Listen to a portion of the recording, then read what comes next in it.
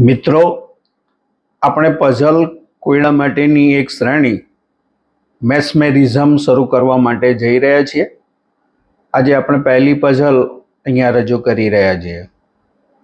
મિત્રો, એવું 2 અક્ષરનું એક છોકરીનું નામ છે. જો તેને એક વખત બોલવામાં આવે તો એ છોકરીનું નામ થાય છે.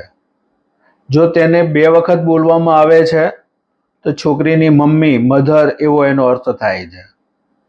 જો તેને 3 વખત બોલવામાં આવે છે તો છોકરીની નાની એવો અર્થ થાય છે. તો બોલો મિત્રો, આનો જવાબ શું હશે? આ પઝલનો જવાબ છે નીમા. છોકરીનું નામ નીમા છે.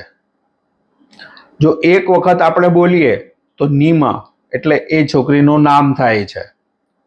જો આપણે 2 વખત બોલીએ નીમા નીમા એટલે કે નીમાની માં એટલે નીમાની મમ્મી મધર એવો એનો અર્થ થાય છે.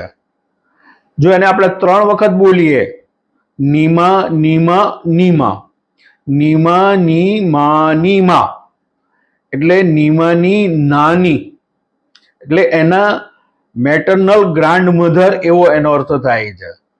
આમ આ પઝલનો જવાબ છે નીમા.